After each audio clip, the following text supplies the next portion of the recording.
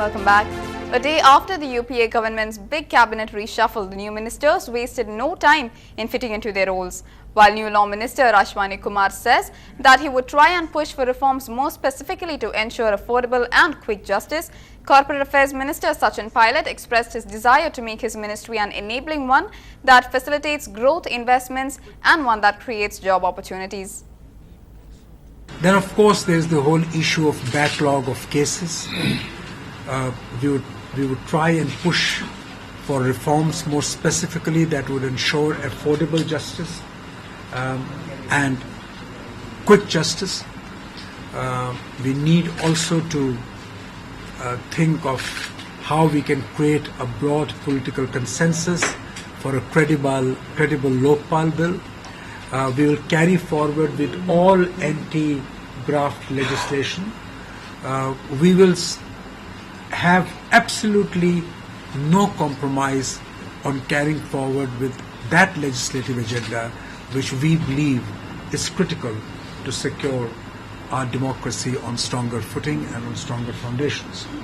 So I think we have a very major job at hand. We really want to make this ministry a department that is an enabling ministry, that facilitates growth, that facilitates investments, that creates job opportunities, that leads from the front in creating a framework that makes investments easy, that reduces the cumbersome nature of the red tapeism and the investments, the time lag that we have sometimes. So these are all complicated issues, but the idea is to streamline them, to make them more focused, to make them more effective.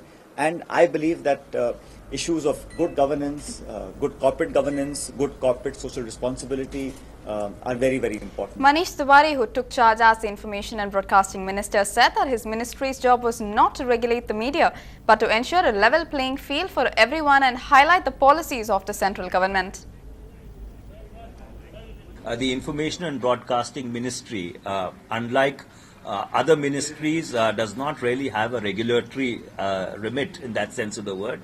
There are various stakeholders to the entire process, and the method that we have always favored and which we would continue with is to try and evolve a consensus on contentious and sensitive issues so that we can take things forward with the broadest amount of consensus with all the stakeholders and players who are there. M. Veerappa Moily, who took over as the Petroleum Minister, said that quick decision making and securing the country's energy independence would be his priority. The Petroleum Ministry, which was the scene of the nation's biggest corporate battle a few years ago, had almost gone into limbo after Mr. Jayapal Reddy took over in January 2011. Of course, my priorities do not differ from what priorities Prime Minister has laid down, in his agenda for 12th five-year plan. He has been closely monitoring, and PMO has been closely monitoring this ministry on implementation of many programs. Idea is to work towards providing energy security to the people of India. This will impact ultimately the soul of the nation. Jayapal Reddy, who is seen as the biggest loser in the cabinet reshuffle, is reportedly deeply upset by his transfer from the Oil Ministry to Science and Technology, widely perceived as a demotion. Mr. Reddy's aborted term as Oil Minister has been attributed to his run-in with Reliance Industries owned by Mukesh Ambani. The minister refused to comment on his exit, but supporters say that his options are limited. And while he is reportedly considering registering some sort of protest with his party, he will have to ride out the impact of his move. Mr. Reddy took over as Oil Minister last year, replacing Murli Deora. He had taken on Reliance on multiple fronts over its DG gas fields in the Krishna-Godavari basin. Once India's second biggest producer of natural gas, the DG fields have been underperforming. In the backdrop of the controversy and also the media reports that Industrial House has brought pressure on the Prime Minister to divest Sri Jayapal Reddy of that portfolio because he was not amenable or he is not acting as per the interest of a particular group. So that is the charge that is being made by against this government. So that being the case, the Prime Minister and the Congress party should explain to the people why he was suddenly removed. Earlier, Manishankar Iyer was removed. Now, Jayapal Reddy is removed, and he is given an unimportant portfolio. So, this raises suspicion, and it will be better in the interest of the country if the Prime Minister can clarify this. It is being alleged in the newspapers that Reliance was trying to put pressures on Mr. Jayapal Reddy to do some illegal work. And because Mr. Jayapal Reddy resisted, despite it was alleged in one of the newspapers yesterday that even Prime Minister's office was trying to influence Mr. Jayapal Reddy to do Reliance work. But Mr. Jayapal Reddy, it seems, resisted. So it is because of that resistance, it seems, that he has been removed, and there is Reliance hand behind that. Dismissing all speculations of the new Union Minister for Science and Technology being upset over the change in his portfolio, the veteran Congress leader said that he was excited to be a part of the ministry and called it an important one. Rubbishing the rumors of a rift, the former Petroleum and Natural Resources Minister said that there was no move for any rally in Hyderabad or anywhere else.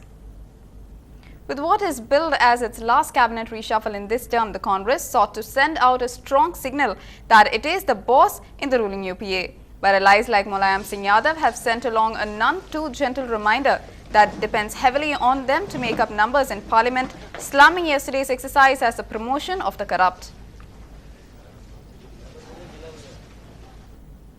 Gujarat Chief Minister Narendra Modi addressed a rally in Himachal Pradesh's Mandi district where he hit out at the UPA government and criticized the cabinet reshuffle. Mr. Modi mocked the Prime Minister, calling him Maun Mohan Singh.